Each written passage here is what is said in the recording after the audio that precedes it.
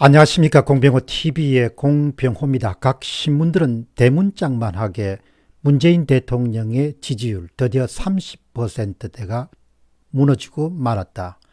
10대와 20대에서는 심지어 21%포인트까지 추락하고 말았다. 이런 소식을 경쟁적으로 전하고 있습니다. 한국갤럽이 4월 27일부터 4월 29일까지 전국 성인 남녀 1000명을 대상으로 진행한 여론조사에서 문 대통령 지지율은 지난주보다도 2%포인트가 하락한 29%대로 역대 최저치를 기록하고 말았다.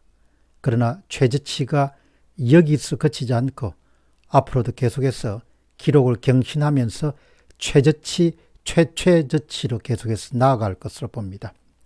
참고로 3월 3주째 지지율은 37%였습니다. 계속해서 마치 미끄럼을 타듯이 내려오고 있는 중입니다.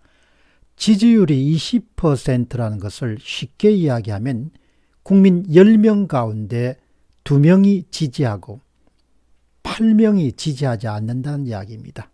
그러니까 국민들 대다수가 대통령의 지지를 철회했다, 이렇게 보면 좋겠습니다. 그동안 문 대통령의 콘크리트 지지층은 대략 30% 정도로 잡았습니다. 그러나 그 30% 정도가 깨지고 말았습니다. 제가 볼 때는 벌써 30% 정도가 깨졌지만 여론조사 특성상 그런 부분을 그대로 밝히기를 꺼리하지 않나, 그런 생각을 하게 됩니다. 그런데 이렇게 이제 권력 누수의 임기 말기가 오면서 제대로 된 그런 여론조사가 속속 앞으로도 발표될 것으로 봅니다. 특히 10대와 20대 그리고 50대와 60대 이상에서 지지율이 20%를 형성하고 있고, 청년층과 노년층 10명 가운데는 8명을 웃도는 사람들이 문 대통령을 지지하지 않는 것으로 나타났습니다. 물론 30대와 40대는 여전히 40%대의 지지율을 보이고 있습니다. 지지율이란 것이 오르고 내리기를 반복하기 때문에 그런가 보다 하고 넘어갈 수 있습니다. 그러나 여론조사와 별도로 시중에 많은 사람들이 아예 대놓고 문 대통령을 대통령으로 인정하지 않는 사람들이 부쩍 늘어나고 있습니다. 이들 가운데서는 아예 얼굴을 보는 것 자체에 알레르기를 보이는 사람들이 있는 것도 사실입니다. 그렇지만 노무현 정권 말기에 한 자릿수인 8%까지 지지율이 떨어졌던 적이 있는 것을 염두에 두면은 앞으로도 계속해서 문재인 대통령에 대한 지지도는 계속해서 추락세를 면할 수 없을 것이다, 그렇게 봅니다. 이제 대통령이 무슨 말을 하더라도 믿지 않는 사람들이 태반입니다. 그렇다고 해서 그동안 쌓아놓은 치적이 있는 것도 아니고, 쌓아놓은 치적이 있으면은 권력에 대한 그런 누수가 생기고 국정 장악 능력이 떨어지는 집권 후반기를 그럭저럭 넘길 수가 있습니다. 그러나 초반기에 마치 개인의 어떤 저축과 마찬가지로 아무것도 쌓아놓은 것이 없기 때문에 앞으로도 고행길이 예상됩니다. 이번 대통령의 직무수행 부정평가의 주요 원인을 보면 가장 첫 번째 한 28%를 차지하는 것이 바로 부동산 정책의 실패입니다.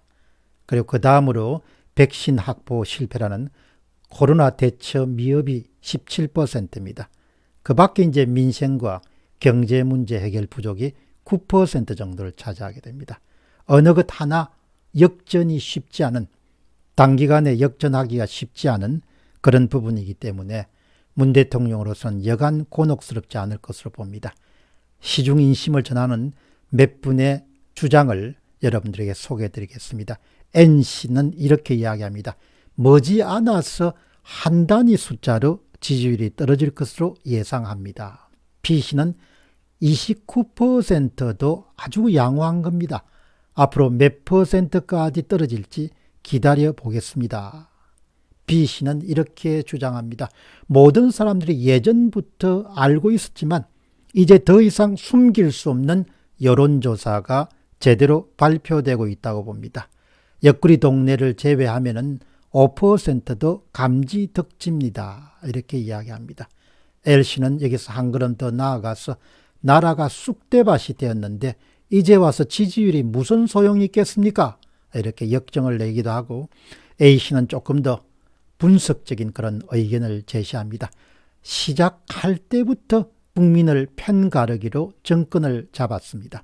무능력한 운동권 출신들을 채워진 보원 인사가 부동산 정책 실패를 낳았습니다.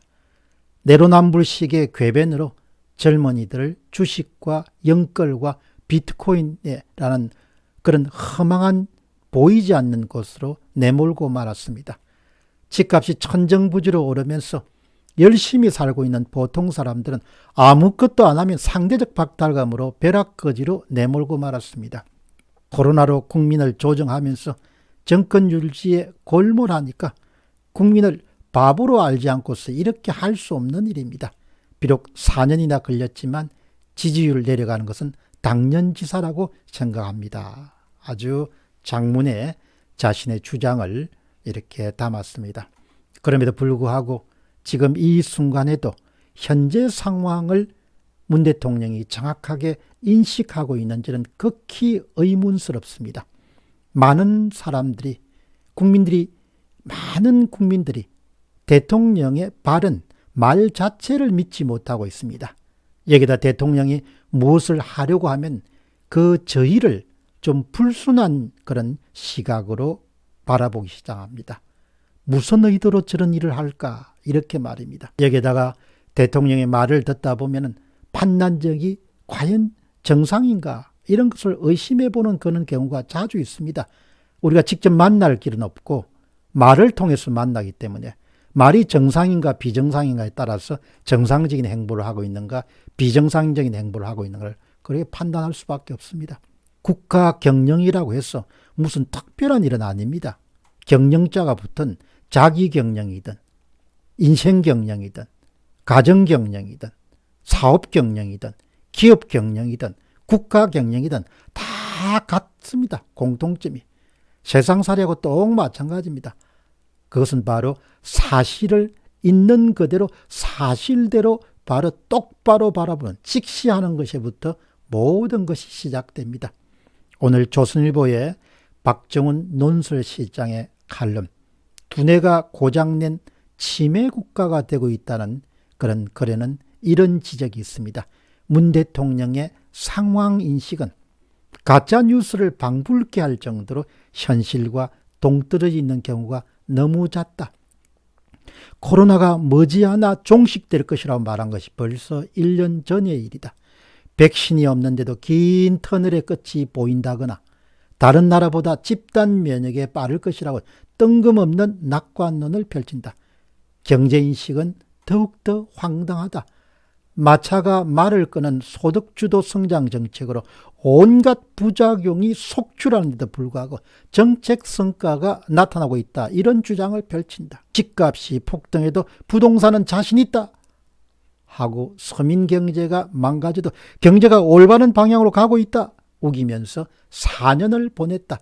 도대체 어느 우주에 살고 있는지 의심스러운 지경이다.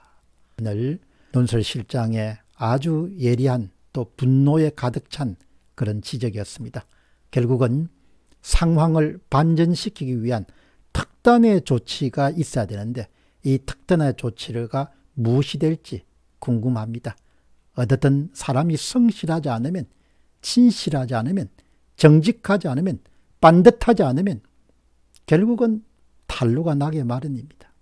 그것이 1개월 후냐, 1년 후냐, 2년 후냐 이게 문제입니다. 이제 더는 숨길 수 없을 정도로 진면목을 많은 국민들이 뱃속 깊숙한 부분까지 알아차리게 되었습니다. 공병호 TV의 공병호였습니다. 감사합니다.